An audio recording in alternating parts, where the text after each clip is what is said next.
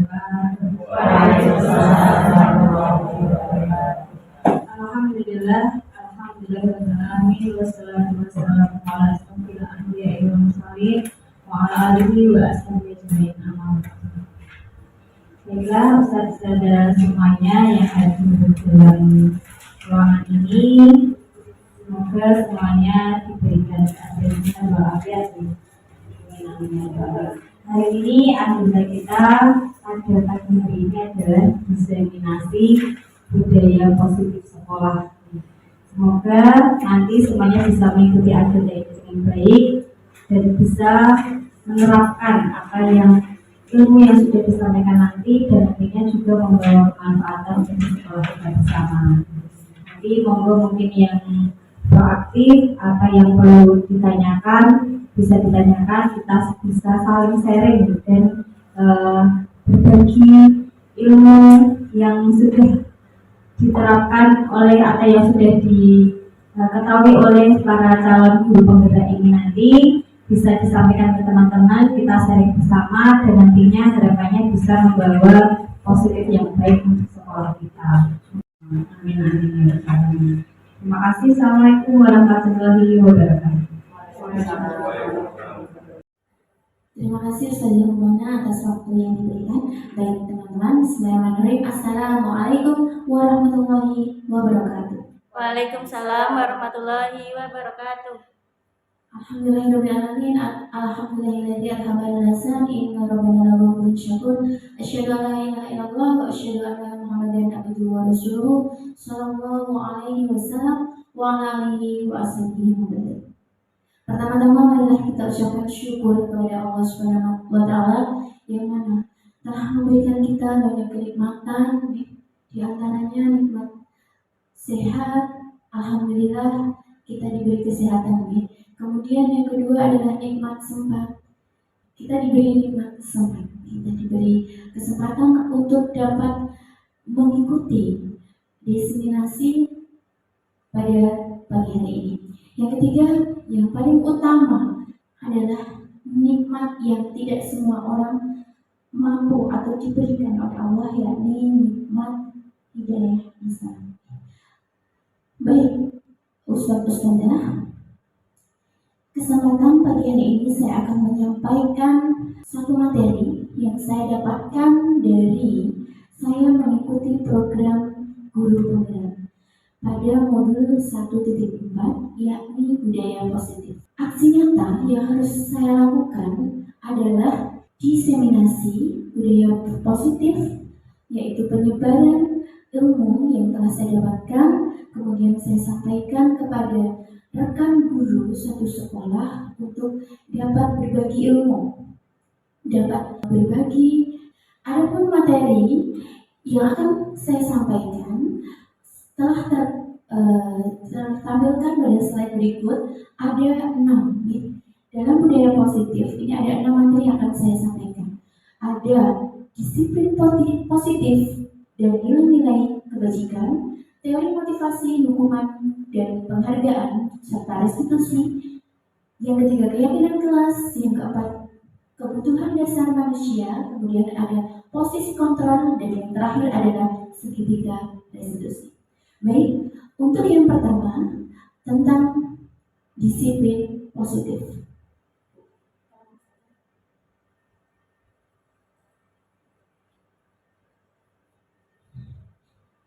Sebelum kita mulai, mari kita lihat dulu video berikut.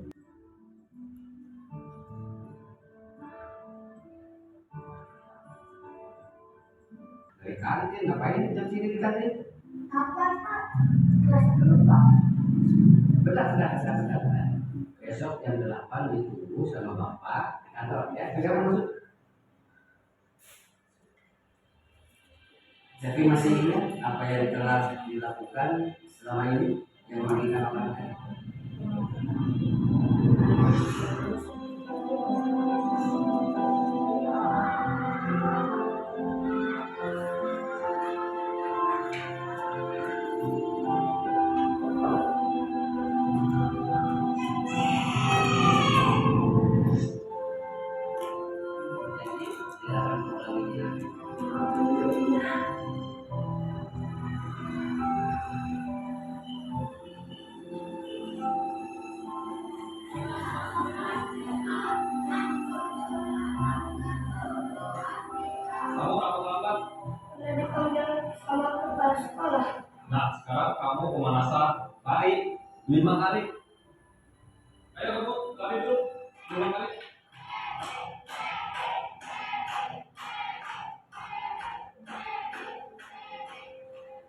Nah, kalian harus jadi juara. Siapa yang jadi juara?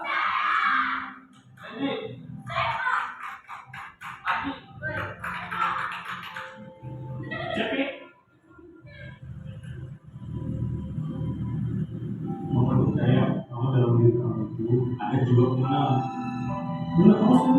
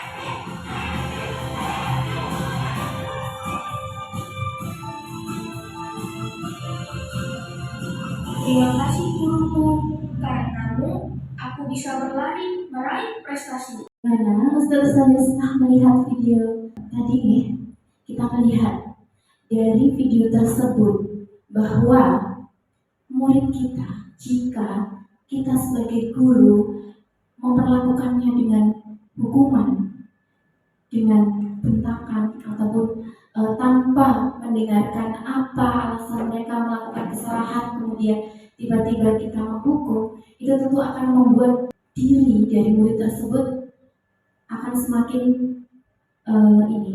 akan membuat murid tersebut semakin merasa rendah diri, kemudian tidak dapat menumbuhkan motivasi di dirinya. Nah, kemudian ada satu guru, yaitu guru olahraga tadi. Guru tersebut meyakinkan murid bahwa dia dengan apa yang dia miliki, dia dapat tumbuh dan berkembang. Kemudian intinya atau endingnya adalah murid tersebut dapat mendapatkan juara. Ini tujuan utama kita sebagai seorang guru adalah menumbuhkan bagaimana murid kita dapat menggali potensi dalam dirinya, kemudian dapat menggali, kemudian memunculkan, dan yang paling terbaik adalah apabila motivasi atau potensi dalam dirinya tersebut dapat muncul berkembang dengan baik. Dari video yang tadi kita lihat, kita dapat mengambil endingnya, bahwa bagaimana guru bersikap itu salah satunya dapat menentukan bagaimana murid tersebut dapat menumbuhkan potensinya. Selama ini yang kita lakukan ini bisa saja itu semua adalah salah, bahwa menurut dari Dr. William Glasser, ini adalah seorang psikologi dari Amerika Serikat, beliau mempunyai satu teori dinamakan miskonsepsi makna kontrol, bahwa guru selama ini melakukan hal-hal apapun terhadap muridnya ini adalah sebuah ilusi.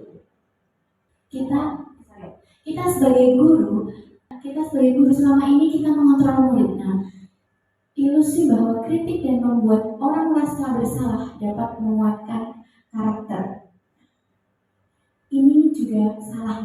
Ternyata kita jika memarahi murid atau membuat murid ini bersalah, kemudian ini tidaklah menguatkan karakter. Kemudian yang berikutnya adalah bahwa semua penguatan positif rujukan akan efektif dan bermanfaat, ini juga ternyata tidak. Yang keempat adalah ilusi bahwa orang dewasa memiliki hak untuk memaksa, tidak benar.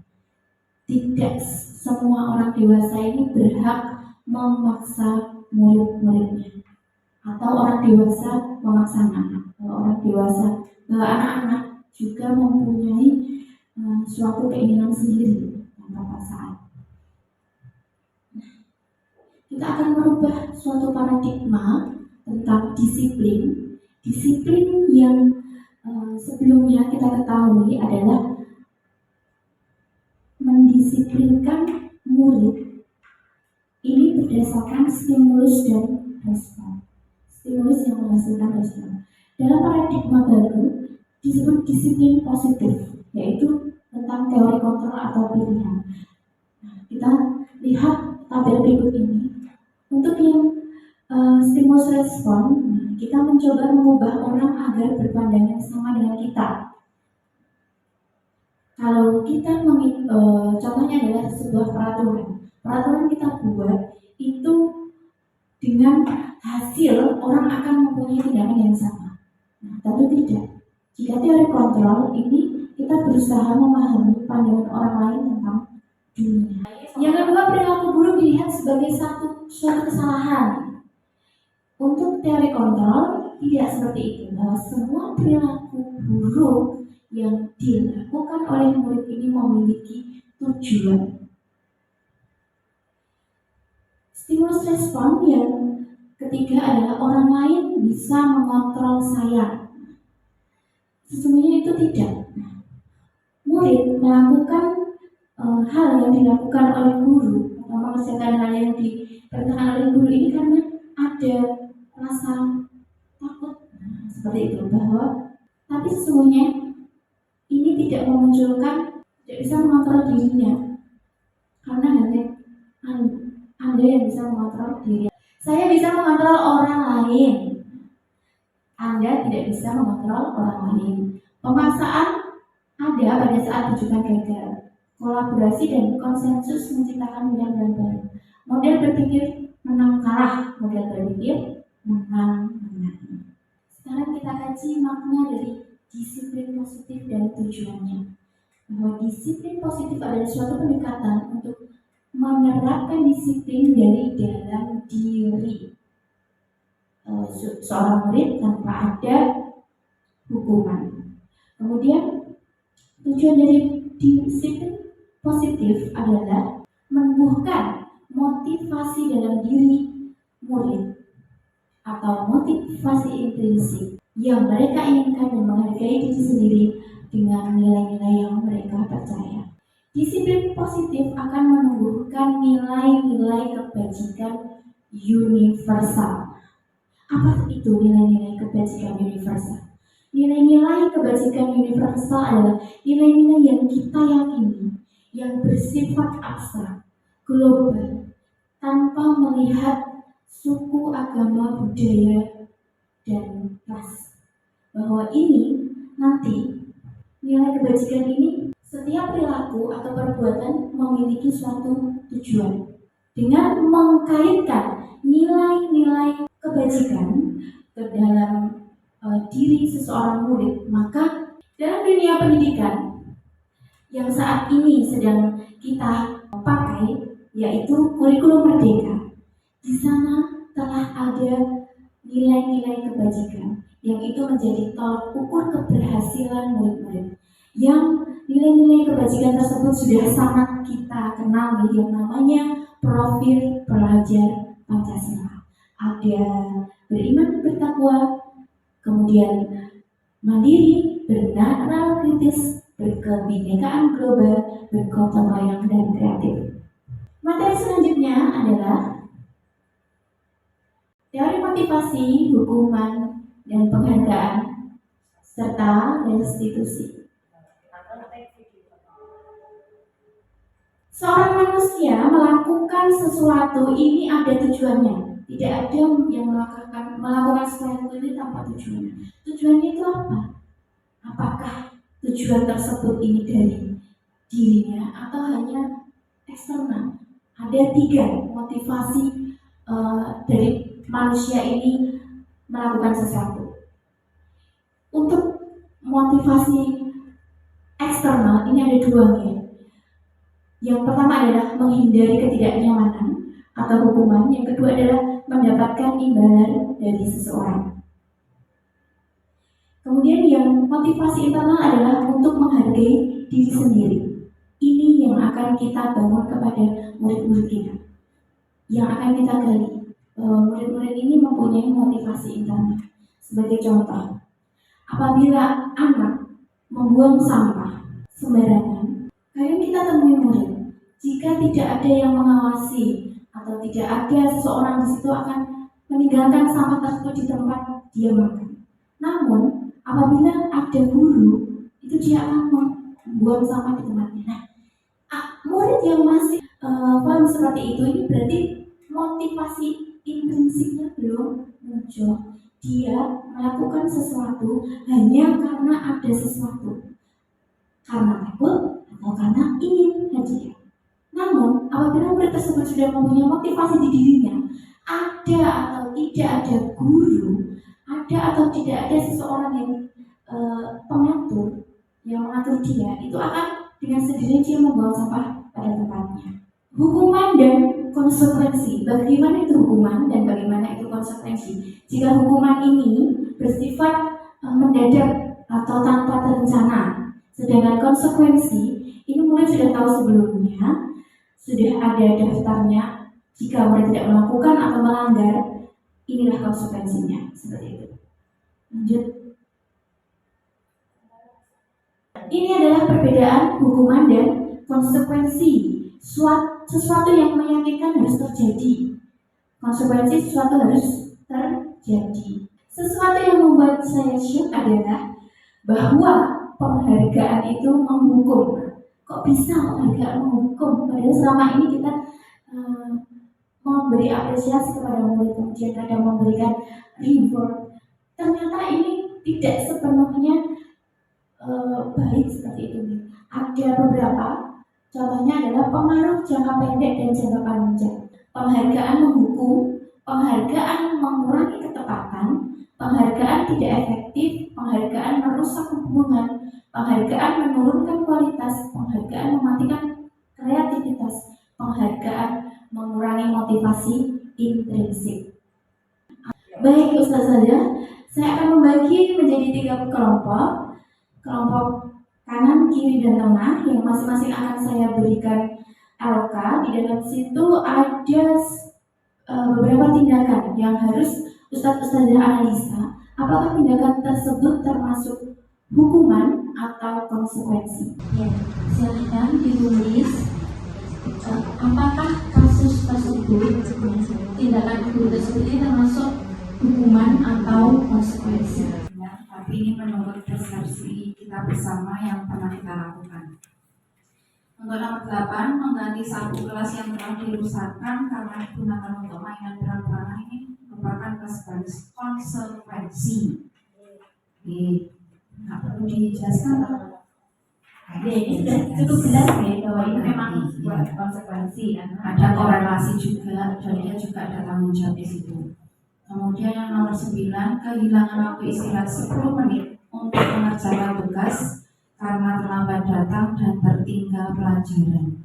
Ini juga konsekuensi, karena memang konsekuensinya seperti itu. Ketika waktunya masuk, mereka masih belum masuk, terlambat 10 menit, berarti kan dia kehilangan pembelajaran. Atau ketika dia mengerjakan tugas, dia kehilangan waktu 10 menit, maka ya harus menyelesaikan walaupun nanti istirahatnya terkurangi 10 menit. Jadi dia belajar bertanggung jawab bahwa terlambat itu ya jangan diulang lagi kalau tidak mau berkurang waktu istirahatnya. Yang nomor 10, piket selama seminggu karena berbicara kasar pada teman perempuan itu adalah hukuman. Karena nggak ada korelasinya.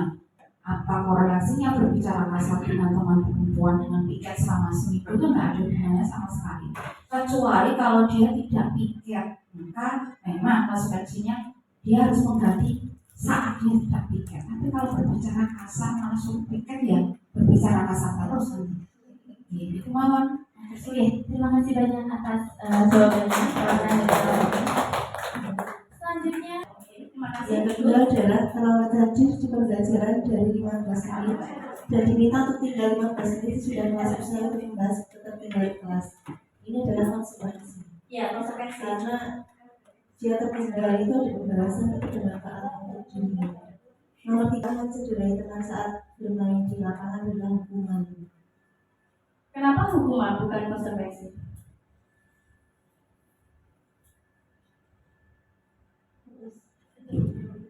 Bisa sebenarnya tidak ada atau insiden tertentu gitu, dan itu tidak ada efek jerah juga mungkin. Iya betul, memang Dan harusnya ada ya. korelasi. Ya, memang harus ada kamu ikut mengantar UKS atau ikut mengobati seperti itu kan? ya betul, tidak ada tindak lanjut tapi Iya. atau langsung dihukum, tidak Iya. menyelesaikan masalah. Yang terakhir adalah berdiri di depan kelas sambil mengangkat satu kaki karena tidak bisa menjawab pertanyaan. Ini endingnya anak-anak tidak bisa mengikuti pelajaran dengan baik karena fokus pada hukumannya. Oke, terima kasih, itu jawaban dari Terima Pak. kasih. Siswa diminta untuk bertelanjang kaki sepanjang hari karena tidak menggunakan sepatu berwarna hitam sesuai peraturan sekolah. Ini agak sulit ya, Iya. tapi kami akhirnya mengambil konsekuensi untuk hal tersebut karena untuk aturan memakai sepatu berwarna hitam itu ada dari dulu, aturan sudah ada aturan dan tertera begitu jelas gitu di aturan. Berarti kalau dia tidak memakai sepatu berwarna hitam berarti sengaja. Jadi kalau menurut saya itu hukumannya, karena tidak mendidik, karena menimbulkan trauma di kemudian hari untuk si pribadi anak tersebut. Jadi dia kedepannya itu misalnya belum punya baju olahraga, dia jadi nggak sekolah karena nanti dia nggak ikut olahraga, nggak boleh ikut olahraga. Jadi tidak, kalau menurut saya itu kurang. Baik, saya setelah kita berdiskusi bersama, ternyata hukuman maupun penghargaan ini masih belum tepat dilakukan untuk menumbuhkan budaya positif di lingkungan sekolah. Nah, kemudian apa yang tepat kita pakai atau kita gunakan untuk kita dapat menumbuhkan budaya positif? Inilah yang dinamakan restitusi. Bahwa restitusi adalah proses menciptakan kondisi bagi murid untuk memperbaiki kesalahan mereka sehingga mereka bisa kembali pada kelompok mereka dengan karakter yang kuat. Restitusi juga bersifat kolaboratif yang mengajarkan murid untuk mencari solusi untuk masalah mereka dan membantu murid berpikir tentang orang seperti apa yang mereka ingin dan bagaimana mereka harus memperlakukan orang lain. Untuk kita lebih tahu mendalam apa itu restitusi, berikut adalah ciri-cirinya. Ada 9 nih. Yang pertama, restitusi bukan untuk menebus kesalahan, namun untuk belajar dari kesalahan. Yang kedua, memperbaiki hubungan. Yang ketiga, tawaran bukan paksaan. Yang keempat, restitusi menuntun untuk melihat ke dalam diri. Yang kelima, restitusi mencari kebutuhan dasar yang mendasari tindakan. Yang keenam, restitusi diri adalah cara yang paling baik. Yang ketujuh, restitusi fokus pada karakter bukan tindakan. Yang kedelapan, restitusi fokus pada solusi. Yang kesembilan, restitusi mengembalikan murid yang berbuat salah pada kelompoknya. Berbeda. Nanti saya yang jenengan akan banyak ini actionnya. Nah, ini selanjutnya adalah keyakinan kelas. Mengapa keyakinan kelas? Nah, mengapa kok bukan peraturan? Dari tadi kan di interupsi tadi adalah peraturan itu bla bla bla bla gitu. Nah, ini kalau di sini di dalam disiplin positif ini bukan sebuah peraturan yang akan dibangun, yang akan dibuat, yang akan dipakai, namun keyakinan. Mengapa itu keyakinan?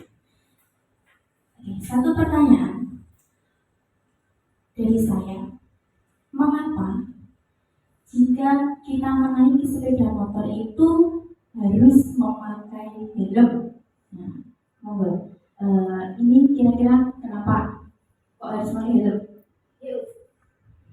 Agar kepalanya terlindungi jika terjadi sesuatu. Oh iya.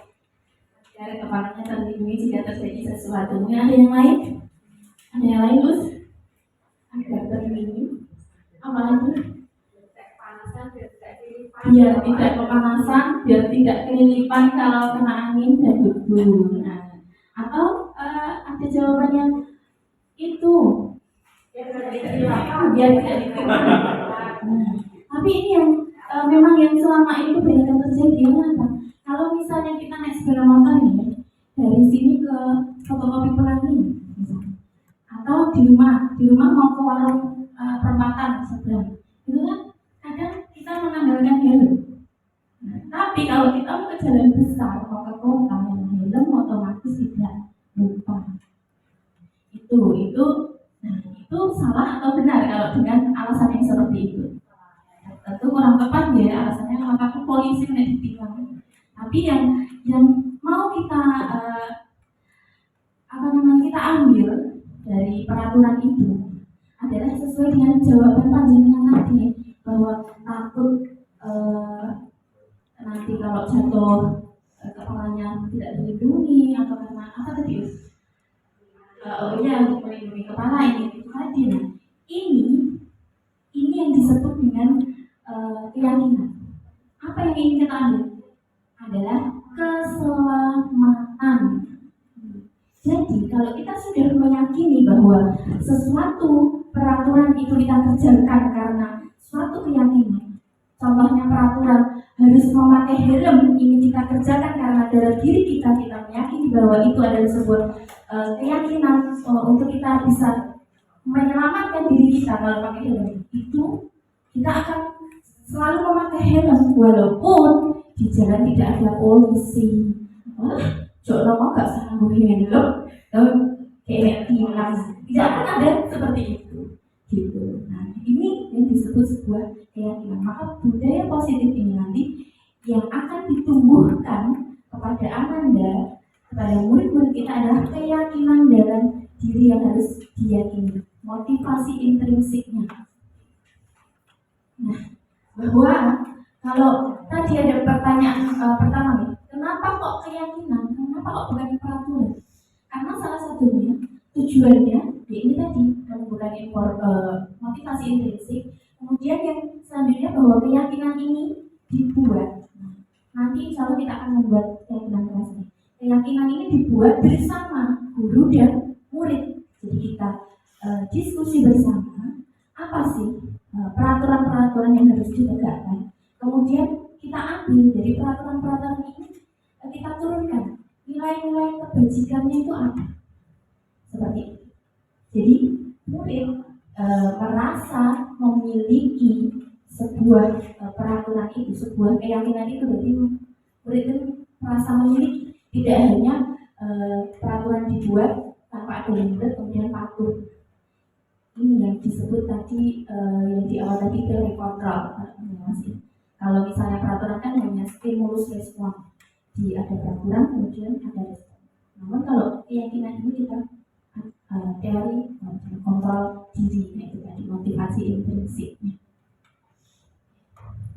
Nah, ini adalah contoh dari peraturan. Apakah murid kita sudah menegakkan peraturan yang sudah dibuat sedemikian rupa ini?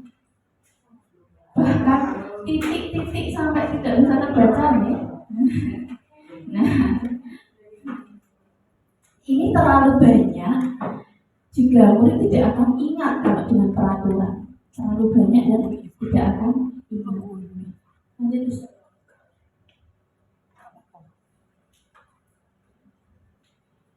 Dari peraturan yang banyak tadi, peraturan sekolah kita yang lain, tadi saya ambil beberapa peraturan. Kemudian peraturan itu diturunkan menjadi kebajikan, nilai-nilai kebajikan.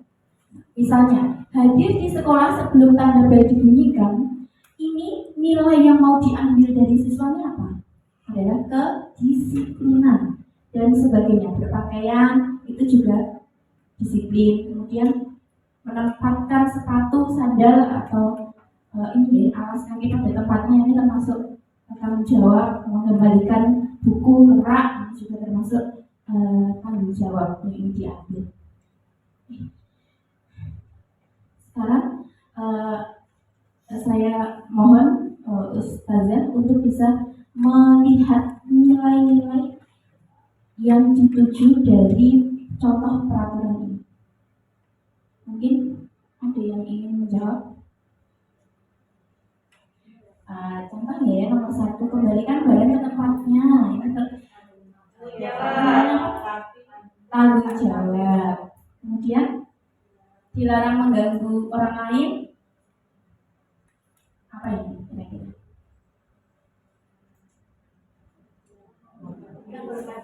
Nah, ini bisa menghormati sesama. Hadir di sekolah sebelum pembelajaran 15 menit sebelum belajar dimulai. Disiplin, dilarang melakukan kekerasan. Menghormati dan menghargai. Ini sudah ada 2 nih, tadi menghormati dan menghargai. Ini berarti bisa dijadikan 1 keyakinannya dan sebagainya. Yang bawah-bawah ini dan selanjutnya. Next. Nah, peraturan yang banyak tadi ini kan dibuat sekolah dan anak itu kadang tidak membaca, bahkan tidak tahu. Kalau keyakinan kita buat bersama, ini adalah contoh dari keyakinan kelas ini, kelas 5C.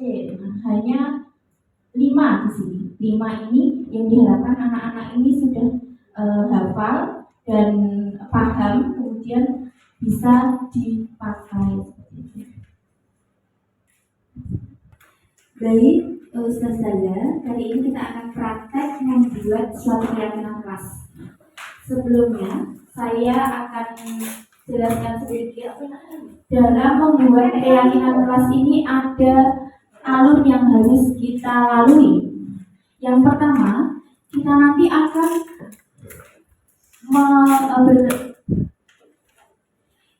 akan menanyakan kepada murid kita peraturan-peraturan apa yang kita sepakati di sekolah kita, di kelas ini. Peraturan apa yang kita sepakati? Setelah kita muncul peraturan ini seperti biasa, mungkin jangan ada yang menambah. Kemudian contohnya lagi apa? Kembalikan buku ke tempatnya. Contoh lain, dilarang rame atau dan sebagainya. Ini yang anak-anak kemukakan, yang ingin dibentuk dalam suatu kelas tersebut. Peraturan apa? Peraturan ini tadi kemudian kita tulis dan kita jabarkan nilai-nilai kebajikannya. Oh, ini termasuk disiplin, ini termasuk kerjasama, ini termasuk menghargai dan sebagainya. Nah, setelah kita tahu nilai kebajikannya,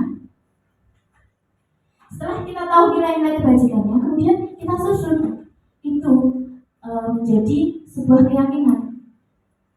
Kita rangkum menjadi 1 karena keyakinan ini sifatnya adalah universal, jadi tidak detail, namun bisa mencakup semua. Seperti jangan datang terlambat, terus memakai seragam lengkap, ini kan masuk di disiplin. Ini kita jabarkan menjadi keyakinan kelas seperti itu. Nanti juga di situ akan ada hal-hal yang ini lebih detail lagi, yaitu guru ini harus apa dari keyakinan ini, kemudian murid itu yang dilakukan harus. Ya, lebih jelasnya kita langsung praktekkan. Nanti silakan dibagi menjadi 3 kelompok. Jadi nanti masing-masing yang 1 sebagai guru, yang lain sebagai murid.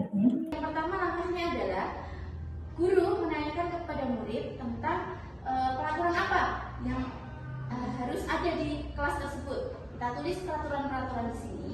Setelah itu, peraturan-peraturan dari murid ini tadi kita ambil nilai-nilai kebajikannya. Nilai-nilai kebajikannya apa? Kemudian setelah itu kita turunkan menjadi keyakinan kelas. Ada yang bersedia mempraktekkan salah satu untuk menjadi guru? Bunda. Monggo Bunda. Jadi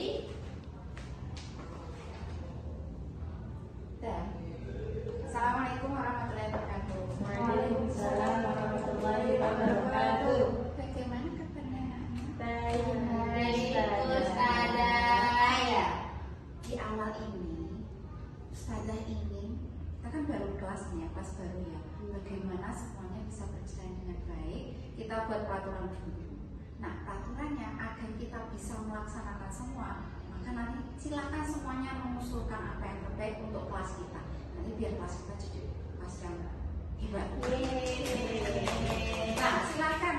Siapa yang mengusulkan peraturan apa yang bisa kita kerjakan bersama-sama? Datang ke sekolah tepat waktu. Datang sekolah tepat waktu.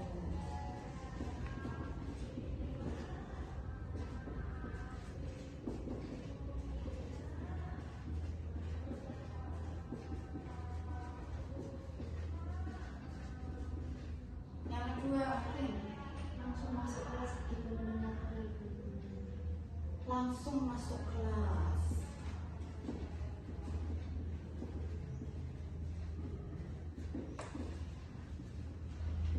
Dilarang mencontek, Us. Dilarang mencontek.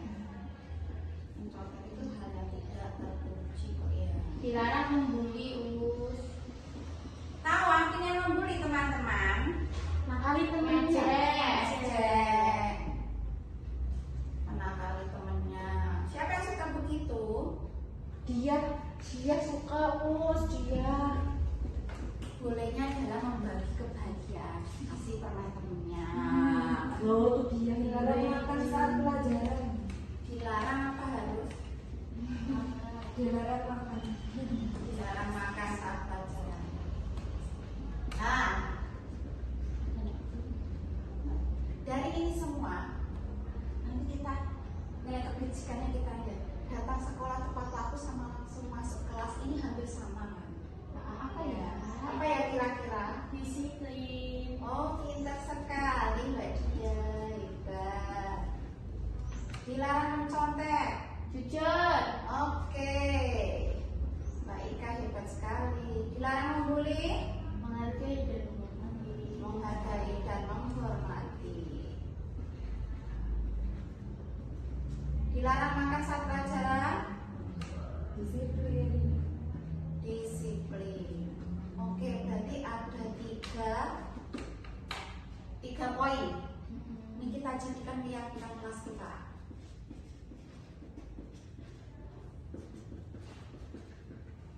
Disiplin. Yang pertama adalah disiplin. Disiplin masuk. Disiplin. Disiplin waktu. Disiplin waktu. Disiplin waktu. Oke, yang nomor 2, menghargai dan menghormati sesama ya.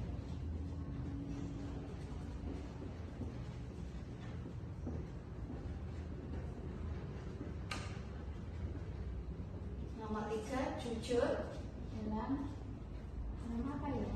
Dalam semua hal dalam perbuatan. jujur dalam semua hal itu saja ya. Oke. Alhamdulillah. Tapi keyakinan kelas kita sudah ada 3 yang sudah kita sepakati. Nanti silakan satu persatu agar kita semakin yakin bahwa ini adalah milik kita bersama, bisa kita kerjakan bersama. Satu persatu beri tanda tangan. Silakan. Aku habis tiga. Aku mau. Oh iya silakan, warnanya dipilih. Tapi nggak kelihatan temennya. Aku mau orange aja deh. Aku mau hitam. Aku bisa. Aku kecil.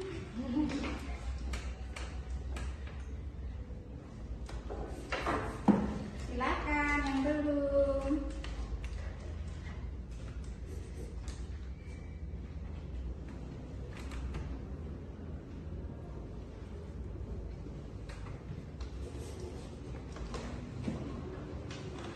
Nah, terakhir ini adalah Ustaz.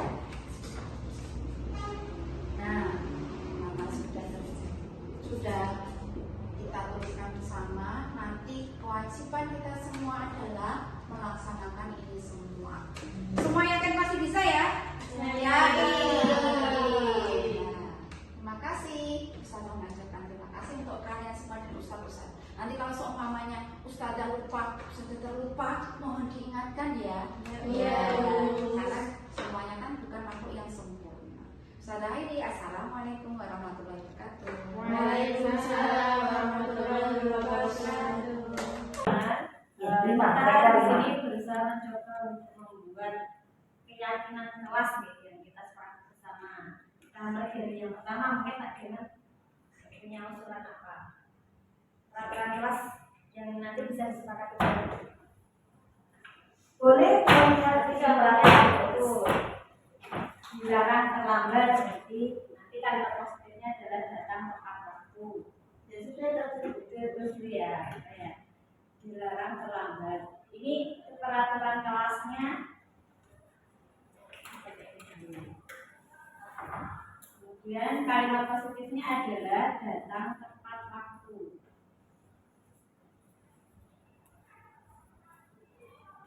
Nilai kebajikannya adalah disiplin. Udah tambah gede atau kecil? Oke, karena kita kelas 2, karena mau tetap seperti kelas 1 atau mau berubah? Baiklah, mau seperti kelas 1 kayak mana terus? Ustadz semuanya. Setelah kita membuat keyakinan keras, ini nanti akan kita jalankan. Namun di kelas nanti kita pasti akan menemui banyak sekali permasalahan-permasalahan. Anak itu tidak bisa menjalankan suatu keyakinannya, seperti melanggar peraturan-peraturan itu. Anak melanggar peraturan itu karena ada suatu kebutuhan dasar yang tidak terpenuhi. Karena sebenarnya setiap orang melakukan suatu kesalahan itu karena ada alasannya. Alasan di dalamnya adalah dia ingin memenuhi kebutuhan dasarnya. Contoh misalnya, saya punya satu buah kasus. Ustazah Mona. Ada muridnya Ustazah Mona bernama, ada satu murid Ustazah Mona, ini murid perempuannya ini geruduk kantornya Ustazah, kemudian nangis atau merasa intinya pragel ke Ustazah. Itu loh Aska ngambil makanan anak perempuan. Aska ini ngambil makannya si anak perempuan ini tadi. Nah, kemudian kalau panjenengan sebagai itu apa yang dilakukan atas permasalahan si anak-anak perempuan ini tadi datang ke kantor ngadu ada seorang anak yang ngambil jatah makannya. Kira-kira yang dilakukan pertama apa? Besar saja. Nah, ini wali kelasnya ya? Langsung. Kalau saya biasanya ketika ada beberapa anak yang datang ke saya, nanti kita temukan dulu permasalahannya apa, baru diberikan nasihat. Memang ya, harus menanyakan dulu akar dari permasalahannya. Kenapa? Bukan kok masak langsung asal dipanggil terus dihukum. Kamu push up 5 kali, ambil jatah makan anak perempuan. Tidak seperti itu ya. Harus dibayangkan dulu, ditanyakan dulu. Nah ini tadi dalam menanyakan ini tadi kita akan menggali jawaban-jawaban ini, menggali motivasi apa si murid ini tadi, si Mas Aska ini tadi mengambil jatah makan yang berwarna tadi. Misalnya satu, alasan Mas Aska adalah itu saya masih lapar, satu jatah makan saya ini tidak cukup. Kalau saya makan ini saja, saya masih butuh yang lain. Berarti alasan dari anak ini tadi adalah dia ingin memenuhi kebutuhan dasar yang pertama, yaitu kebutuhan akan survival atau bertahan hidup. Dia lapar, karena mungkin murid akan datang ke sekolah dan bisa mengikuti pelajaran dengan baik kalau perutnya masih lapar. Mesti akan ada masalah yang itu. Contoh lagi misalnya musim hujan, kebanjiran, rumahnya hanyut atau kolap gitu, ya dia akan ada masalah dan untuk bisa datang ke sekolah. Berarti karena kebutuhan dasar dia ada yang belum terpenuhi. Kemudian yang kedua, misalnya jawaban dari Mas Aska ini adalah misalnya nanti kalau saya ngambil jatah anak perempuan, saya ini bisa jatahnya sama ustazah. Jadi setelah Ustazah ditanya kan saya senang ditanya-tanya sama Ustaz. Jadi saya buat masalah dulu. Ini berarti kebutuhan akan love and belonging, kebutuhan akan kasih sayang, bahwa anak ini perlu diperhatikan, butuh suatu perhatian. Yang ketiga, misalnya jawaban dari Mas Aska ini tadi adalah, yang ketiga misalnya jawaban Mas Aska ini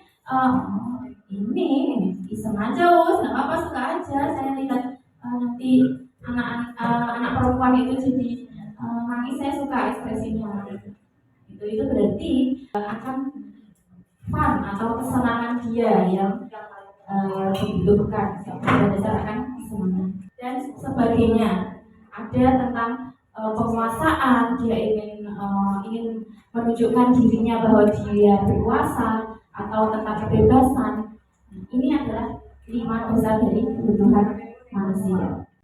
Baik, materi kelima adalah posisi kontrol. Apa itu posisi kontrol? Posisi kontrol adalah sebuah tindakan yang digunakan oleh guru atas perbuatan salah yang dilakukan oleh muridnya. Untuk lebih jelasnya, apa itu posisi kontrol, kita simak video berikut ini.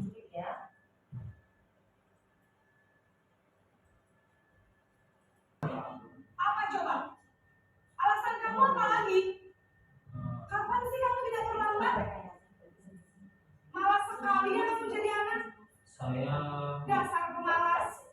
Gak kapok-kapok sih kamu. Sudah berapa kali terlambat?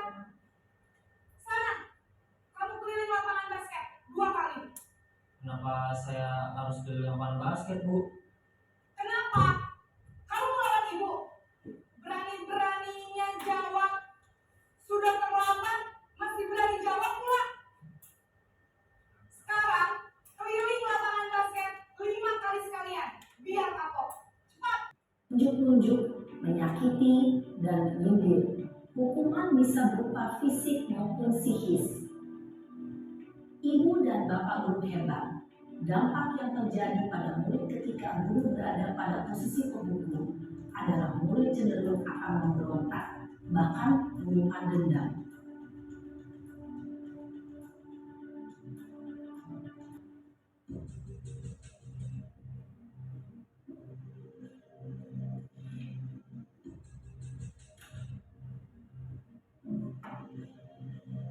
Naren!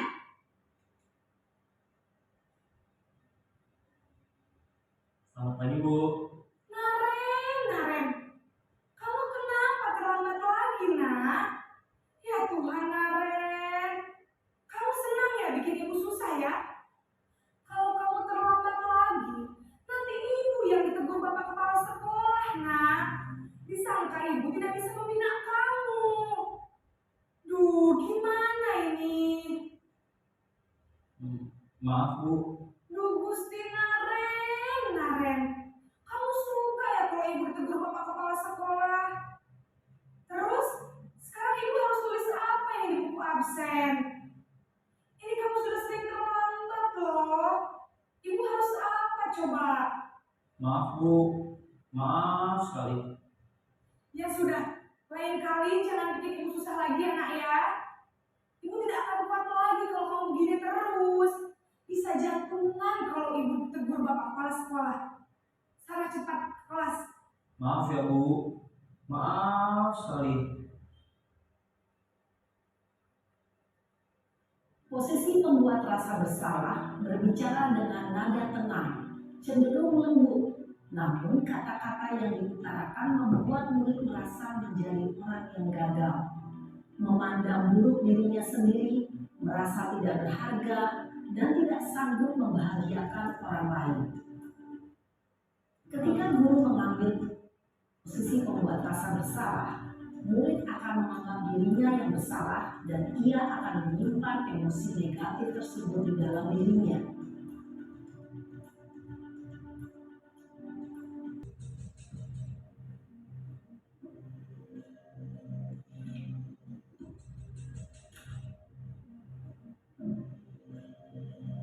Naren!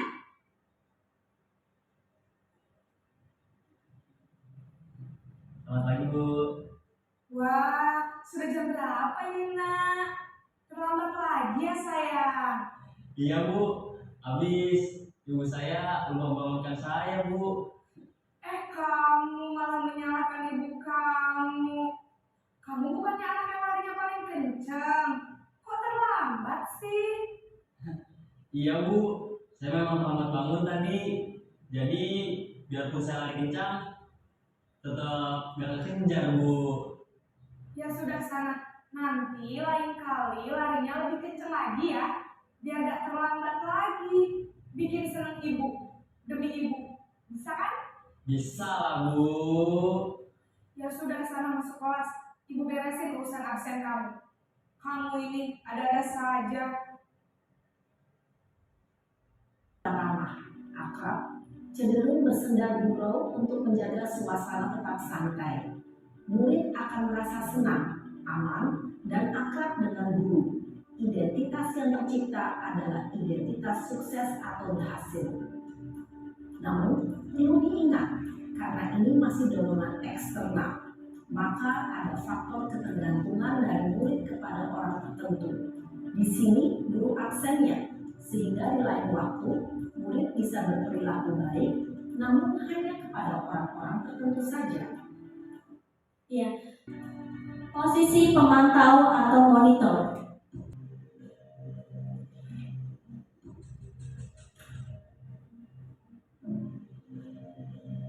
Naren!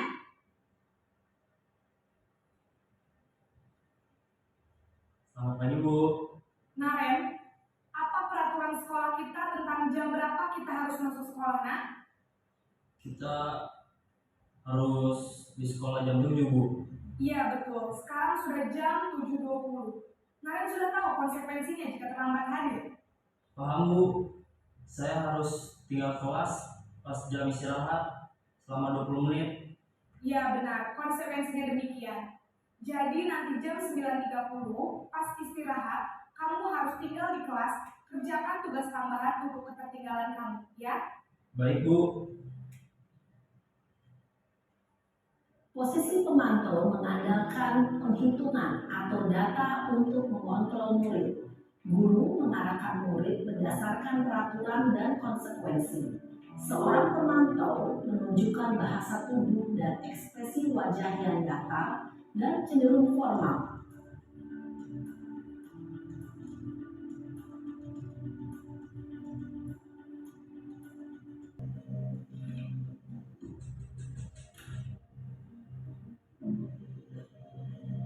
Naren!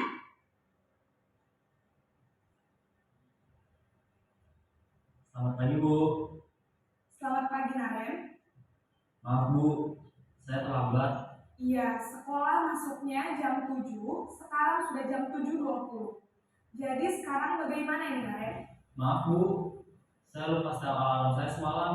Baiklah, menurut kamu, keyakinan sekolah yang mana yang perlu kamu tingkatkan? Menghargai diri sendiri dan orang lain mungkin ya Bu. Setuju. Jadi, apakah Naren meyakini prinsip saling menghormati tersebut? Iya Bu, saya meyakininya. Apakah Naren bersedia memperbaiki masalah keterlambatan ini? Bersedia Bu. Bagaimana kamu akan perbaiki masalah keterlambatan ini? Saya akan coba untuk tidak lupa menyetel alarm saya Bu. Baik, kalau Naren lupa menyetel alarm di rumah, ada orang yang kira-kira bisa bantu mengingatkan tidak? Ada Bu, kakak saya, Kak Emma. Ada lagi selain Kak Emma? Selain Kak Emma, ada ibu saya. Baik, jadi yang mengingatkan Naren adalah Kak Emma dan ibu kamu ya? Kira-kira akan mulai setel alarm kapan nih Naren? Setelah pulang sekolah, akan segera saya lakukan. Baik, jadi Naren akan setel alarm untuk bangun besok pagi dan akan diingatkan oleh kakak dan ibunda Naren ya. Ada lagi yang mungkin perlu dilakukan Naren agar tidak terlambat bangun lagi? Tidak ada Bu. Baik Naren, terima kasih untuk kerjasama kamu. Sekarang kamu perlu kembali ke kelas untuk belajar. Baik Bu, terima kasih. Posisi manajer adalah posisi kontrol yang disarankan untuk membimbing murid memiliki sikap disiplin yang positif, yaitu murid yang mandiri, bertanggung jawab, dan dapat memecahkan masalah. Tujuan dari posisi ini adalah agar murid dapat berefleksi atas tindakannya. Guru akan dengan tulus memberikan pertanyaan-pertanyaan bermakna, sehingga membuat murid dapat belajar dari kesalahannya dan mencari sebuah solusi untuk menyelesaikannya. Baik, saja setelah kita melihat video tentang posisi kontrol, berarti ada berapa tadi posisi kontrolnya? Ada 5. Yang pertama adalah apa Ustazah?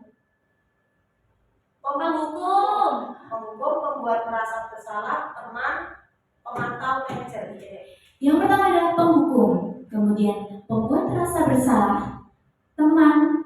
Yang kelima adalah pemantau, yang keempat adalah pemantau, yang kelima sebagai manajer. Idealnya kita sebagai guru, kita harus berada pada posisi manajer. Baik, untuk lebih jelas, kita akan membuat kelompok lagi ya.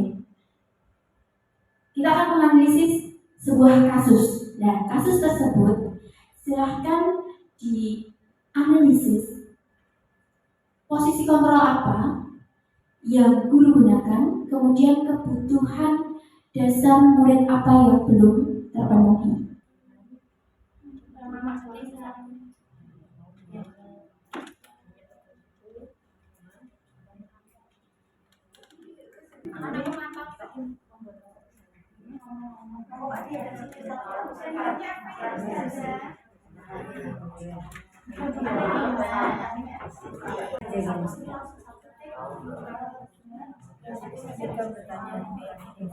Di Alfi pindah ke sini. Mustika Sudah selesai didiskusikan dari kasus 1 dan kasus 2. Untuk kelompok ini adalah kasus 1 ya. Monggo bisa dijelaskan kasus tersebut posisi kontrolnya bagaimana dan kebutuhan apa yang belum terpenuhi dari kasus tersebut.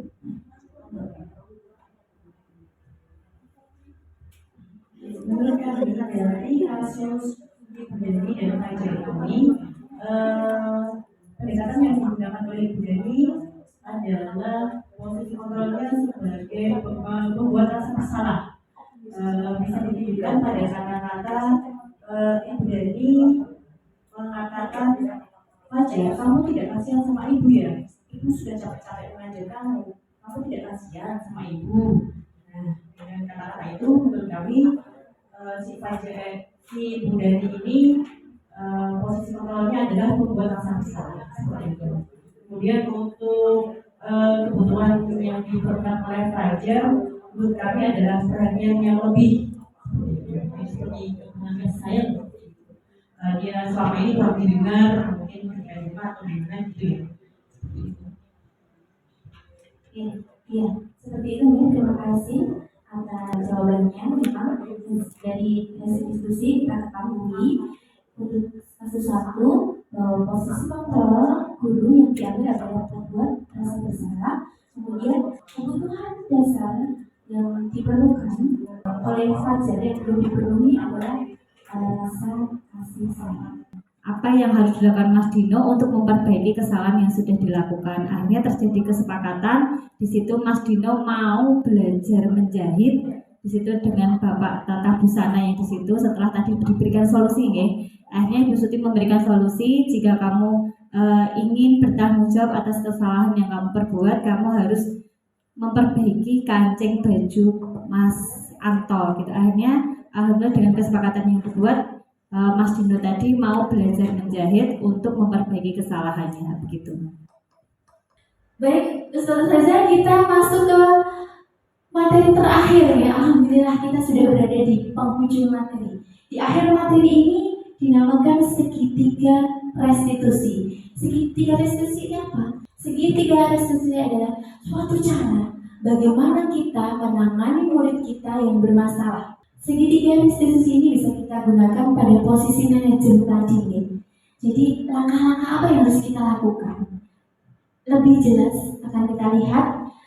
Tapi sebelumnya Saya sebutkan dulu apa itu tiga restitusi. Jadi di sini ini berurutan. Jadi dari yang paling bawah dulu, kemudian sini, kemudian sini. Jadi dari menstabilkan identitas, validasi kebutuhan, yang terakhir adalah meyakinkan keyakinan. Ini tidak dapat dibolak-balik, jadi harus urut.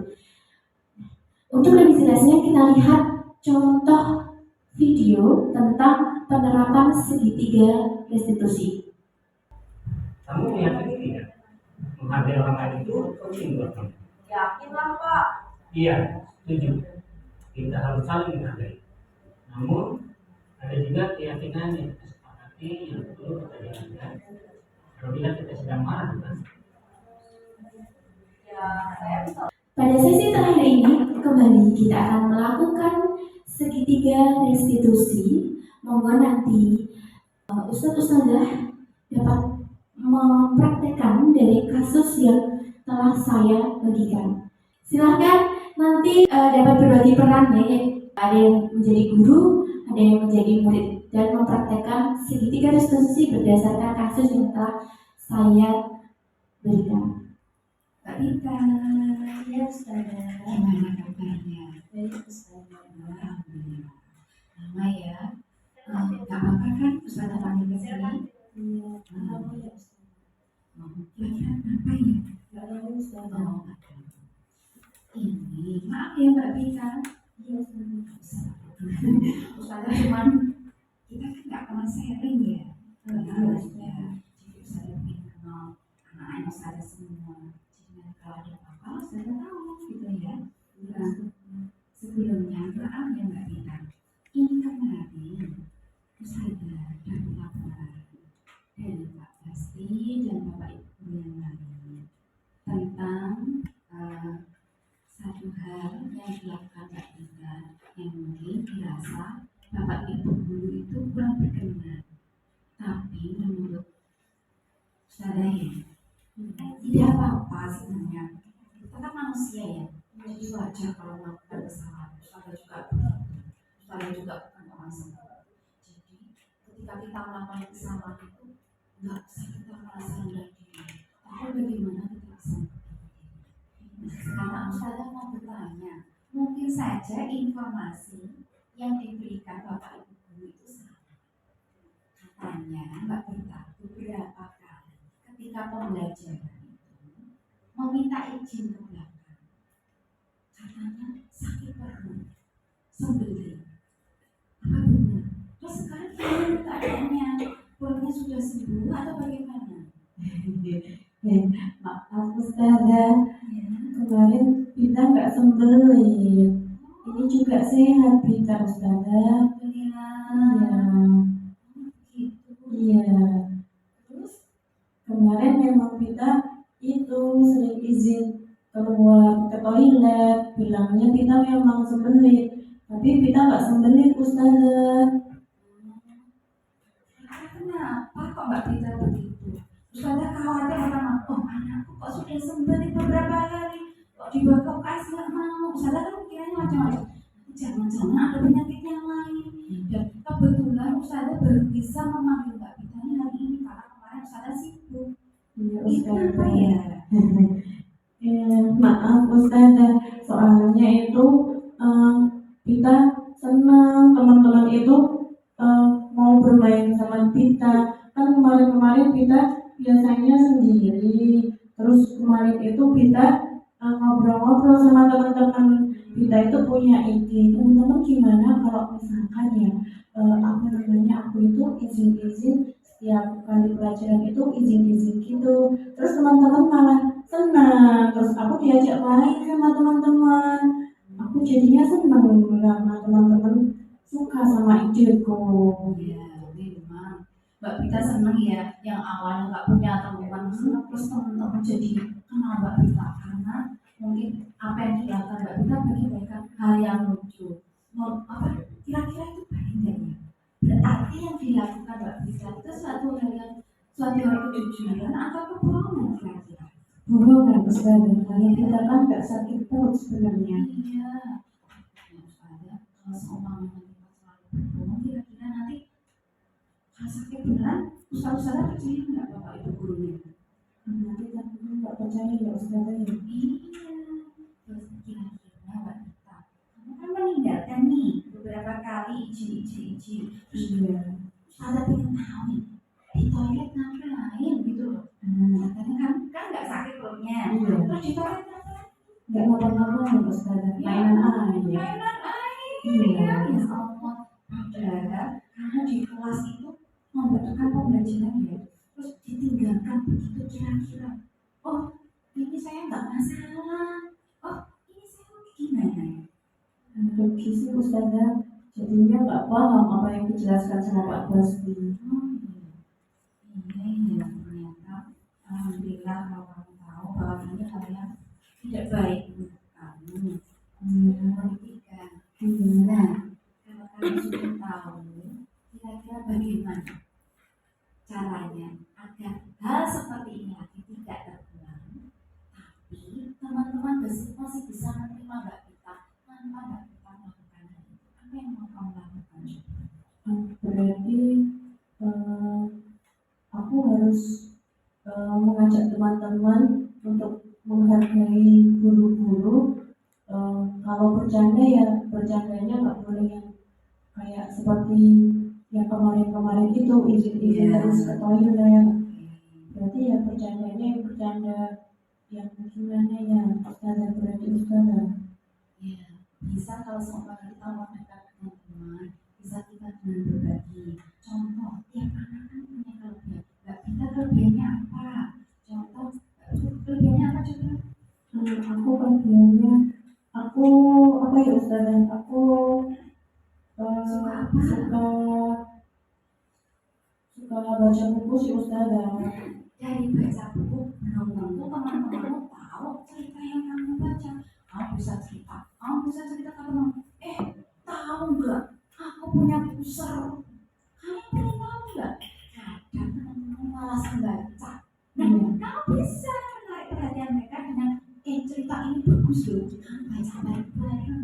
Nah, itu pasti teman-teman yang apaan tuh? Ketika kamu cerita ini sih nanti lama-kelamaan temanmu akan berteman dengan kamu, tapi bukan dengan cara yang tidak baik.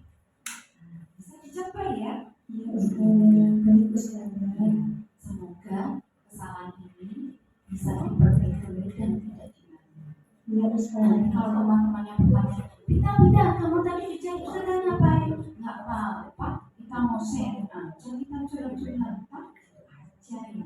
Nggak usah teman-teman tahu tentang saja ya. Terima kasih ya Mbak Dita. Semoga nanti kedepannya kita cerita lagi. Ustazah juga pengen tahu. Hari ini Mbak Dita baca buku. Ustazah juga diceritakan ya. Iya Ustazah. Terima kasih. Selamat bisa kembali ke kelas ya. Terima kasih. Terima kasih.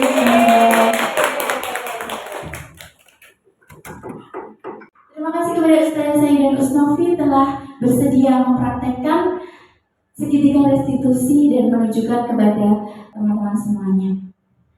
Jadi kurang lebih memang seperti itu nih. Kita melakukan segitiga restitusi, menangani bagaimana murid bermasalah itu tidak langsung menghukum atau kita tidak langsung menanyakan konsekuensi.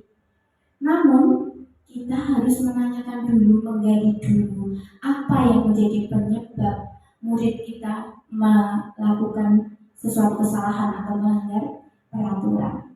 Alhamdulillah sudah selesai ya, sudah selesai materi kita hari ini tentang budaya positif. Semoga bermanfaat, semoga dapat kita praktekkan kepada murid-murid kita dan sekolah kita dapat tumbuh melestarikan yang namanya budaya positif. Baik. Sesi yang akhir-akhir dan paling akhir kita refleksi dulu ya Ustaz-Ustazah. Saya akan menampilkan sebuah kuis. Nanti tolong standby di HP-nya masing-masing. Nanti bisa menjawab pertanyaan berdasarkan yang ada di HP. Kita akan seru-seruan refleksi mengerjakan kuis akut. Sekian dari saya. Terima kasih banyak atas partisipasinya, terima kasih banyak atas perhatiannya. Mohon maaf jika selama saya memandu sesi ini dari awal sampai akhir banyak kesalahan. Saya mohon maaf yang sebesar-besarnya. Semoga apa yang saya sampaikan ini bermanfaat dan benar-benar bisa kita praktekkan untuk menciptakan budaya positif sekolah. Sekali lagi terima kasih banyak. Sekian dari saya. Wassalamualaikum warahmatullahi wabarakatuh.